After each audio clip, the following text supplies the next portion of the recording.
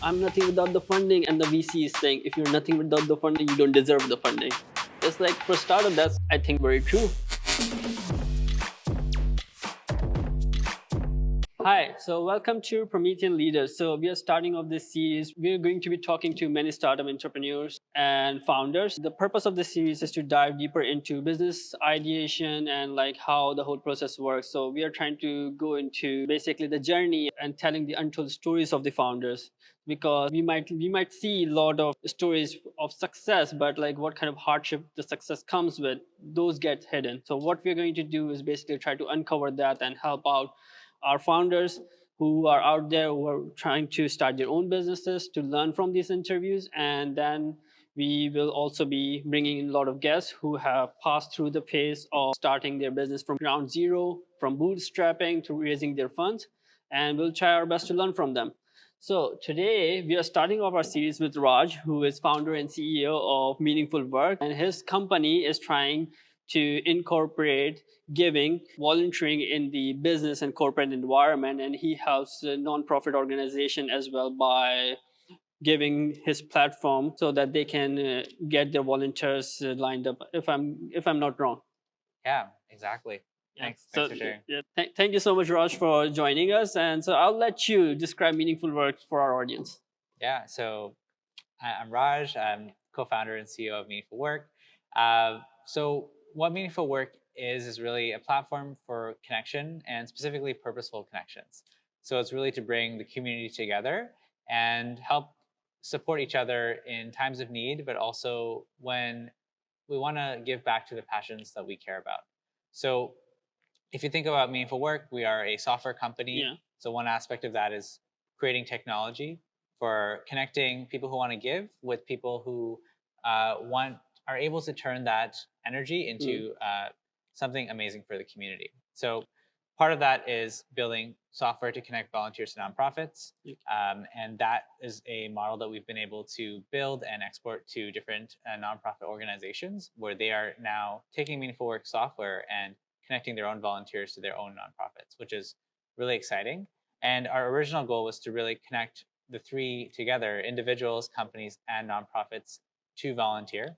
And that is starting to really take off this year as well, where we help companies to engage their teams by planning out a whole calendar of events where they can give back to the community and at the same time get to know their team. Maybe you work in a company where there's people across the country and you never got a chance to meet them. And this is an opportunity to really break the ice and do something fun, but also making an impact and getting to connect with some of those deeper causes that you care about along with your coworkers. So Meaningful Work, technology company, but also a really people first company, and looking to change culture at large companies, small companies, for the better. Yeah, I have a lot of questions about that as well, like how people sign up and what kind of like, are you posting things, voluntary opportunities on there, or like other people and companies are posting it. But we can get into that later on a bit. What I want to start with is the vision. Like, how did you actually come up with this idea? Because we want the audience to know like the problem solving in the community and the ideation process of the business. Absolutely. So Meaningful Work was actually the second company that I started. The first one was back in university during the university capstone, and that was more focused on accessibility and health tech. So Meaningful Work started from a long series of events, starting from when I was a kid. I used to volunteer a lot, serving food to the homeless in Surrey. And then I got involved in different advocacy with the climate change and just looking at different issues in the community and seeing what I could do. And I felt like when I was going to enter the workplace, like I would love to work for a company that would support that. And I had the chance to work at Apple in California as one of my internships for about a year. And I feel like in that experience, I got to work on some of their sustainability projects. And while it wasn't like working with a nonprofit, it just felt like a small little portion of that company that was just this kind of cool club that's trying to make these iPhones that everyone uses recyclable and actually help to reduce waste and create a circular economy. Like, while that problem is not solved and there's still a long ways to go, I think it was cool to use my skills as an engineer to actually make an impact. So I really liked that experience, and I wanted to kind of bring that back because I felt like, people should have the opportunity to make an impact the way that they want to in their work. It shouldn't be so limiting. And at the same time, I just got involved in the nonprofit world, and I saw like there's a huge ability for nonprofits to create an impact. Mm. And what people might not know about nonprofits is it's not that they are not, growing or receiving revenue. It's really that they're the way that they receive investment is different. So that's kind of the major difference between nonprofits and for-profits. But they are incredible organizations that are taking those principles of entrepreneurship and applying them to like really difficult social problems. So I got the chance to be on the board member of the Starfish Canada, which is a really cool organization that brings together individuals who are passionate about the environment, but they don't have the community to like start their first project. And that was something that actually led to my journey in leadership and entrepreneurship when I started a composting project at my school. So that was a big shift for me, and I felt like being able to give that back to other youth was really cool. At the same time, when the pandemic hit, we were really facing a lot of challenges. I mean, for us, we were pretty much already in online first organizations, but many nonprofits struggled to get from where they were to being more tech first and digital transformation friendly. So that's when meaningful work really came in, and I just thought, people like me who are interested in giving back, interested in tech, I feel like we could connect them to nonprofits. And it really started off like that. I talked to a few friends, and they thought this was a cool idea. They had some experience volunteering, and yeah, we started off just like slowly collecting a group of people that were interested. And at the beginning, we were 5 co-founders, and we decided to just start meaningful work as just this Airtable, and it's just a list of volunteers and a list of nonprofits that need this kind of help, and let's try to match them up together. So that was, I would say, the origins of meaningful work, and that was just the early part of 2020. I have also used your initial product, the very MVP, where Lijo was one of your founder. He signed our nonprofit. At that time, it was just a student club. We were trying to help out students learn new tech skills. So we used a platform to actually get more volunteers sign up and teaching courses on our platform, basically. So I can tell like it came a long way from that on. Like at first, like it was not people cannot sign up by themselves. The back end software engineers had to like sign up other people, and like you have to send information, but now it's completely different, I believe. Yeah, no, that's a great throwback, I think, and thank you for being part of that early beta phase. I think we learned so much through that experience, and I'm glad you were able to use it and go through all the bugs that were involved with the early stages. Definitely, it's changed a lot, but at the same time, I think we're still very true to our roots of just being there to be a connector in the community and finding skill sets that people want to give, and organizations that need those skill sets. So the things that have changed are that we are able to support larger companies. So we've worked with a company in the range of 500 to 2,000 employees, and completed successful contracts and been able to onboard their teams to our platform, as well as run like really creative events where you might mix leadership development with volunteering, and how do you make it all fit together, and also work with a nonprofit that company really cares about. So we got the chance to just be really creative, figure out like we're continuously doing customer discovery. Like I don't think we've fully landed on the solution to the most pressing challenge yet, and I think just for us, we had to find a very stable revenue source, which was actually turning our platform into software that others could use for their own volunteer networks, and that gave us the flexibility now to think about what is the future of work, and what is the future of working together. Where does mental health lie into that? Where does bringing teams together fit into that? And like where does purpose and passion fit into that? So these are some questions we're exploring, continuing to explore, while also creating some really cool events for our customers. So it's like you talked a little bit about like your MVP process as well. It was on Airtable at first, right? And then you started off and started building the software. So I know personal experience, just speaking from personal experience, I know when we get fixated on the product itself and not customer, it goes downhill from there. So how do you actually prevent that? And your MVP, like, did you actually like when you were going out and developing the MVP, what were your thoughts? I mean, I think we had a really interesting opportunity in that early stage where in the pandemic there was a lot of funding available to really hire new grads, and in my sort of inexperience, I did jump the gun a little bit into building, and coming as an engineer, I was a product-based engineer. I was really good at building products, and I think for me, the entrepreneurship had to be learned a bit more, in like just really spending more time with the MVP, with understanding like what is going to make a 10x product, like what is going to make someone's life 10 times better in that given field. And I feel like we maybe jumped the gun a little bit and just started to build. And I think that was also a really amazing experience in itself, getting to run a tech team with developers, designers, product people. Like that was like, really the opportunity of a lifetime, I feel like. But at the same time, I felt like we did go a bit too early. Some things I would recommend is, spend more time with your customer, but like really try to build something that you would use, or if you were a customer, you would use, and be really excited about that. And I think that's where a lot of startups might go wrong. Like they might build it, and at some point they get lost thinking that, okay, this is a cool product and someone else is going to buy it. But really, if you can continue to use that product for your company, or if it's a B2B product, use it at your company, use it with your team, use it by yourself. That's when I feel like a lot of the real innovation starts, and you can be a lot more objective with that product before taking the next step.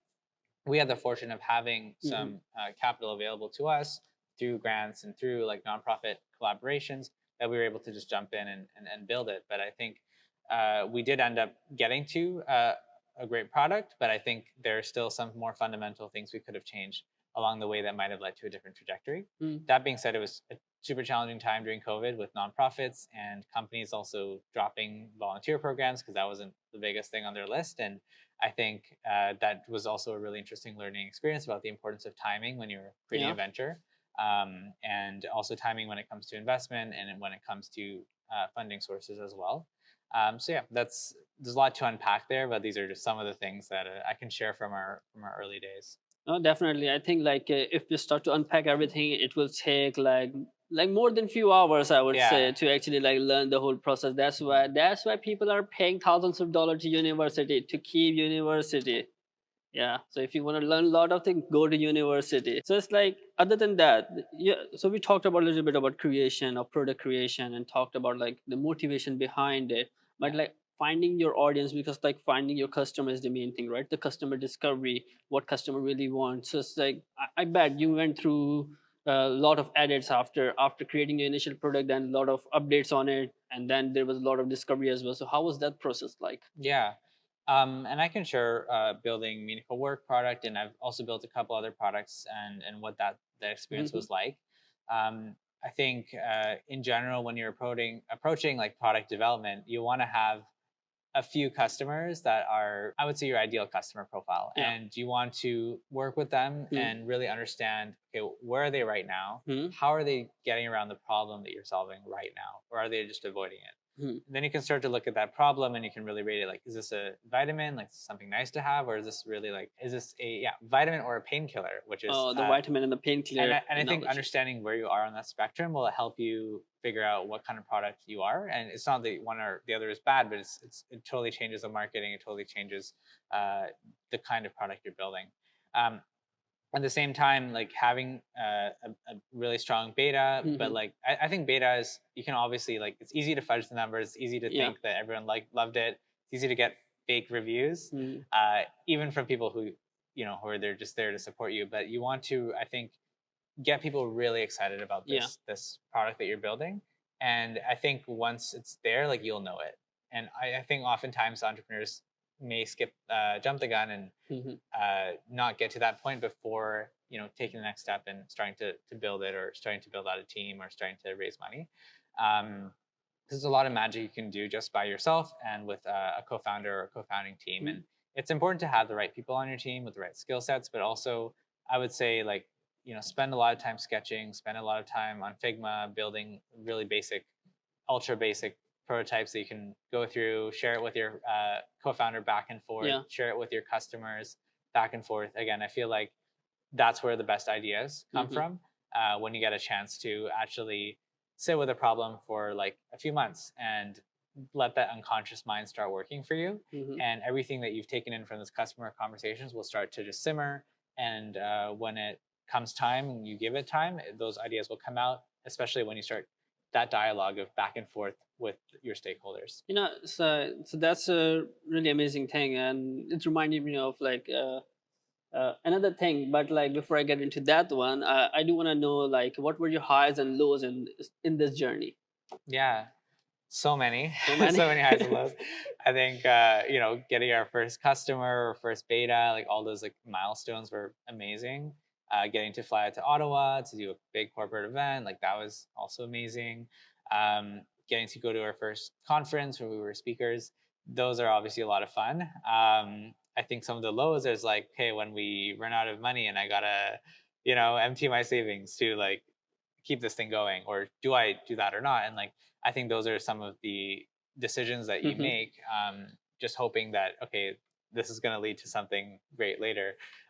So I think the lows are just the hard decisions you have to make. But at the same time, it's also an opportunity for you to grow and learn more about yourself and be more decisive and know when to ask for help. So I think the lows are definitely the points of like huge personal growth, and the highs are often the times of huge like success in your business. So they both have their pros and cons, I would say, those times. But Yeah. yeah, I think those are some of the times. I think when you have to fire your first employee, like Oh. that's challenging. It's not easy. Knowing when to hire, when to fire, when to invest in a project, and when to scrap it. Like those are some of the, I think, the hardest times that I've Yeah. experienced in my journey. Um, Sometimes like failing to keep up commitments that I've made, and just because of the overwhelm of it. And I think that leads to a lot of like vulnerability and like exploring yourself and figuring out what's important for you. Mm. Um, those are challenging times. At the same time, some of the highs is like when you get people that love your product, and I think getting more of that is just magic. Yeah. It's like it reminds me of a saying. It's not directly related to it, but like it's good to have kind of thing. Is it goes something like that. If I'm not quoting it correctly, or if it's from someone I don't remember who said it, so please forgive me on that. It goes something like this: don't make a decision when you're angry, and don't make a promise when you're happy. Mm, Just like when you're hiring, when you're on your highs, don't start making promises with your employee. Don't start making big announcements. And when you're on lows and when you're angry at someone, don't start making decisions right in there. yeah. Just like take a step back, think about Yeah. it, and plan your next move basically. I love that. And something I've learned recently is, you know, to take advantage of not just your rational mind, but Yeah. also everything that's happening unconsciously as well. Like if you think about your rational mind, it's can only process one thing at a time, Yeah. right? And piece things together and maybe solve some math problems. But your unconscious mind is taking in thousands of gigabits of data like Hmm. every day and doing something with that. And it is trying to help you out. And so one thing I recommend for hard decisions is definitely put it out and put that intention out, but then give it time, like give it some showers, give it some long drives, and come back and just keep updating it. Hmm. And eventually you would arrive to some of those Some of the conclusion maybe. difficult decisions. Yeah, Yeah. that's something that's helped me lately, and it takes the stress away from it because you're going from a more intuitive place of decision making. I know, like we won't be able to like cover everything about like starting a business or sustaining a business, because there's a lot goes on into actually doing a business, right? But like we want to touch on like few main points that like people might have questions about. Like one of the thing that people, when I was like starting a business, they think about is like funding, Yeah. where you're gonna get the money from, and where you're gonna actually how are you going to be hiring, paying for the product, how you're gonna do all those kind of funding related things. And there's this funny meme that like I saw some time ago. It was Spider-Man and Iron Man, where that one where Spider-Man says like, "Oh, I'm nothing without the suit." One, Yeah. it was like someone saying, "I'm nothing without the funding," and the VC is saying, "If you're nothing without the funding, you don't deserve the funding." It's like for startup, that's I think very true. Mm. So it's like how do you manage your like funding goals and everything? Yeah, absolutely. So I think meaningful work again grew at a very interesting time where there was a lot of you know trying to keep the economy stable, trying to train folks to get into the digital economy around that time, and we were able to take advantage of a lot of those funding opportunities. Mhm. But I think in general, as a startup, you want to again go back to the problem, go back to the customer, make sure you have product that you're excited about, super excited about, and then bring that in excitement to the investors. And I think once you can do that, then and that problem is a big enough problem, big enough market, then you shouldn't have too much of a challenge getting that early stage funding. Okay. So that's what I would say. And I think it's better to even do that route rather than having to deal with a lot of government subsidies and supports, because that is also quite time consuming and that can take some time. But definitely like use those once you get your initial funding. It's something nice too, because you have people that believe in you and they can give you that expert advice as an investor if you do go that route. If you're starting a nonprofit, it's a little different. You actually have to work with the foundation or definitely take advantage of the government fundings, which are there for nonprofits specifically.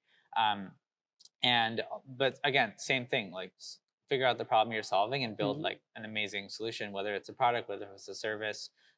Because once you have that, once you have people to vouch for you, you can start charging revenue, but also you can have like it starts growing by itself from there. If you can get it to start growing by itself, that's when it's less about the funding, and the funding just becomes a question of when, not if. If I understand it correctly, like Meaningful Work started as a bootstrap, right? And then a lot of government funding and grants that helped out a lot. Yeah. And now it's so it's like, can you tell us a bit more about like the bootstrapping process? Because like some people might consider bootstrapping starting their own business and all. Because like if they're doing an MVP, let's say if they're building an MVP, they are not going to go out look for VCs or anything. I would say like yes and no. Like I think don't if you have a really great idea, like don't cut yourself short. Like spend your time, spend your co-founder's time. Maybe hire like designer to help you get ideas sketched out quickly. But I mean, a lot of business ideas you can get for like under 20K, up to the point where you can start pitching it to VCs, even less perhaps. No. So I think don't be afraid to go that route if that's the kind of solution you have. But it really depends on the kind of business, right? If it's a social startup, social impact startup, where it's not as profitable to VCs. There's some sectors like that where you really have to start bootstrapping, and with Meaningful Work, it was like that as well. I think we could have definitely gone out and tried to raise some funding, and it's not just VCs. There's angel investors who might really believe in what you're building as well. And I'm still a bit new to this. Like Meaningful Work was bootstrapped, put in some capital of my own, our co-founders, and we were able to multiply that with government support and keep it running all the way until we got revenue, and now we're close to break even later halfway through this year, which is exciting. Congratulations on that milestone. Yeah. So it's definitely a journey, and you have to put a lot of faith into it, and you have to put a lot of faith into yourself, and sometimes that's hard too. There's some pros to be said for sticking with something for a long time, like seeing it out for 3 to 4 years, longer. Also, it's hard to know when to maybe stop something that maybe is not working out for you, and sometimes that bubbles through in different ways. I think bootstrapping, definitely take advantage of all the ways you can multiply your money early on. So those come through different grants, different like initial contracts. But again, don't forget about the customer. Don't forget about the way to revenue, and also don't forget to talk to people. One of the ways that we found to monetize our platform was through white labeling.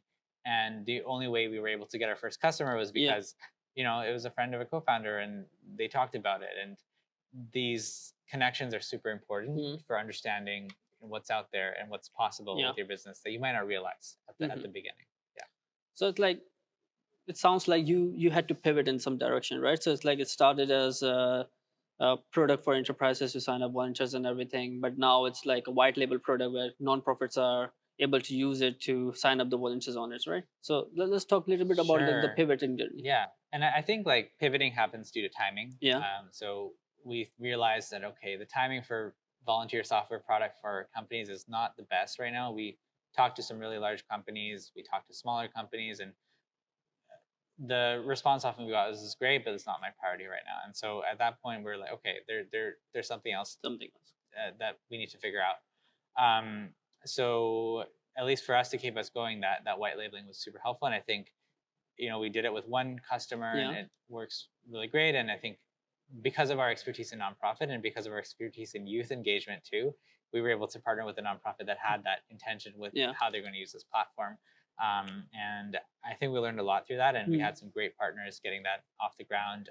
That's Provincial Health Association of British Columbia, and we're helping connect kids who youth and kids to opportunities in food security. So like urban farming, helping out local nonprofits who are helping with food security in their communities. Primarily youth right now is 18 to 30, but it also supports initiatives to help kids get access to fresh food at school that they might not have access to before. So I think it's like very interesting to see like the progression of some of the impact that we can create. And I think it always goes back to impact. Like if you don't feel like you're making an impact, you probably shouldn't. Like at least for me, it's like that's not something I would choose to do. And I think once I can realign what I'm doing back to that impact, and I'm gonna have to do some things that like don't like doing. So something I really think about is the impact that my projects are creating, and if I feel like if I don't have that impact, it makes it less likely for me to pursue. At the same time, you want to distinguish between the times when you are making an impact and just you have to do work that you don't really like doing just to make that impact happen. And I feel like that's always also an interesting conversation. There's an interesting book called Who Not How, and it talks about like how to get people who are maybe better at some things that you are in certain areas that can help you like achieve that impact through that collaboration as well. When you were talking about the impact, it reminded me something I read in a book about like sticking to the core and sticking to your mission and vision. What you actually like, what was the what made you start the company? Why did you actually started it? What you're trying to achieve from it, right? The core of the business. Like most people, I know for the personal fact, when I was doing a venture in past, we moved away from core, we moved away from the product, and we got bit of confused on like what the product and customer is, and we ended up developing something that people initially didn't need. Like it was not the exciting thing there, and the people what they were excited about, we did not deliver on that. So that actually like took some time to understanding for myself. Like it helped me learn quite a lot. So it's like what how was the process for you? That's we spent a lot of time trying to figure that out. We talked to a great entrepreneur called David Katz, and he built Plastic Bank, and it's a way for people who live in countries with a lot of plastic pollution to make money from collecting that plastic and earn like US dollars. Really interesting concept. And that plastic just then turns into recycled plastic for like premium brands to use. So it's a really interesting like marketplace social impact concept. And he was talking about mission and just making it simple, like 2 words. Two words. And that was our challenge. And so we came to like we had like 5 or 6 different sessions as a team, and we brainstormed a lot of things, and we spent a lot of time on this. And I think it was a really cool experience to go through that. I'm not saying you have to, like, you don't have to define or get to that crystal clarity in the beginning stages. As long as you know, like, the customer, again, back to the customer, the pain point, and how you're helping them and what your product's like.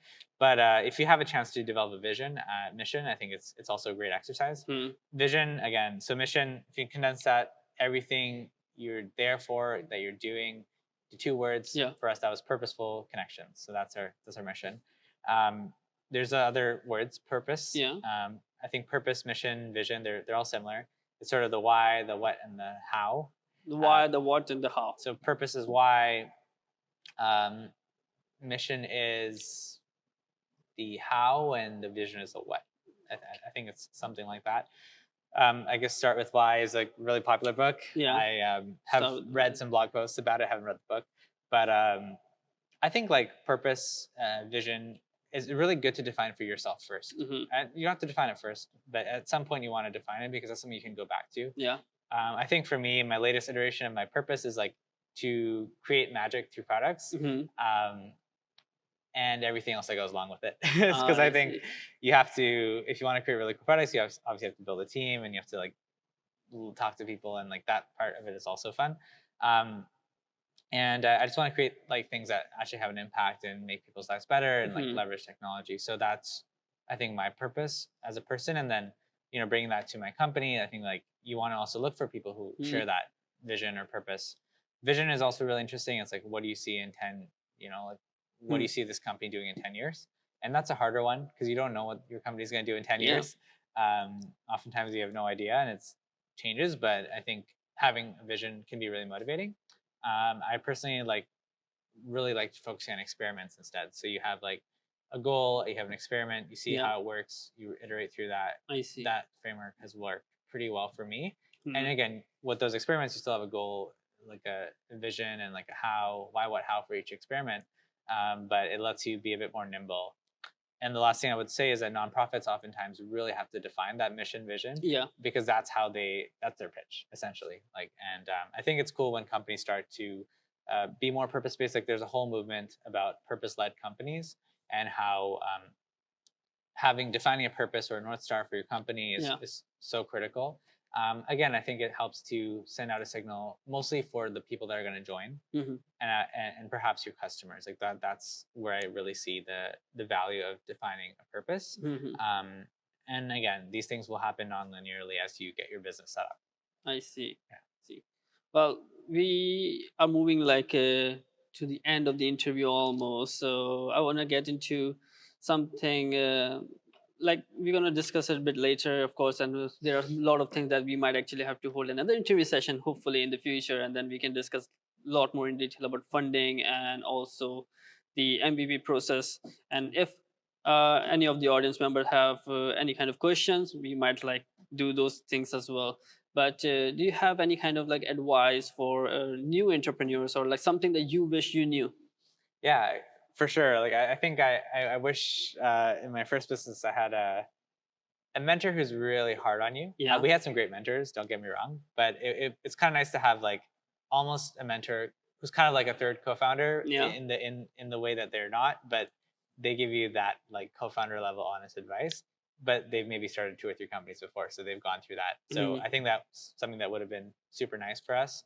Um, and we did get good mentorship Yeah. for sure. And I want to thank my early mentors, because I think they gave me the confidence Mm. and the skill set to like continue on. But yeah, definitely like having people like really criticize your ideas helps a lot, because then you can start to see through your own biases, Yeah. and you can start to really go back to the customer, and you can start to really think about the product. So that's one thing that's been really helpful for me as I've been like starting to explore other some new ideas as well. Mhm. The second thing I would say is just yeah, just I think like try don't be afraid of putting your idea out there and asking Yeah. for help and asking for really honest feedback. And don't be like, and the other thing is like this process is going to take like maybe a year. Like, don't expect it to happen in like a month, 2 months, 3 months. Like, I would say like it would take at least a year. Yeah. Even Okay. if you've built another company before, I think just to build something new, it would take a year. Maybe if you haven't built a company, it might take longer. And just for you to get there, So you where you gotta have be like a like a product, resilient person, a determined you gotta be person. resilient. And Yeah. sometimes, yeah, like if it happens sooner, that's That's awesome. great. That's awesome too. But don't give up too easily. When Keep pushing. Yeah, keep pushing and keep learning. Yeah. So it's like you need a very honest mentor, or someone who is very honest, who have been through this process, who can give you editors, and you don't get offended what they say to you. And then you start building your product, and don't expect things to be like, there is no such thing as overnight success. It's like basically. So it might take a little bit more time. You have to keep on going, keep pushing, and not give up. If you really believe in your idea, if you really want to make it happen, then you gotta keep pushing basically. Yeah, exactly. Yeah. Well, as we end our interview, I would like to ask, is there any book, author, or anything that like you read that had an impact on your personal life or professional life? Yeah, it's a great question. There's a lot of self-help books out there now. Like, definitely I've been in that cycle, reading Yeah. quite a few. There's a lot of great ones I won't repeat. I've been lately thinking a lot about artificial intelligence Okay. and humanity, and a lot of my what I didn't mention is I do a lot of research in the brain, and so I'm like predicting brain signals, Oh. and like where if you stimulate the brain in one area, what happens to another area, and like how are they connected, and Okay. is the brain predictable or not? And so these are like pretty out there questions. If you're interested in AI, I think like a lot of the Hmm. shift is going to go to away a bit from like the way that we've been approaching AI, which is very like big data, and it's going to move into smarter algorithms. Just like the human brain, like there's a lot of smart algorithms that work there, and I think there's some cool things you can learn from the human brain that maybe hasn't been discovered yet. So there's a book called Sentience that I've been reading lately. Sentience: The Invention of Consciousness.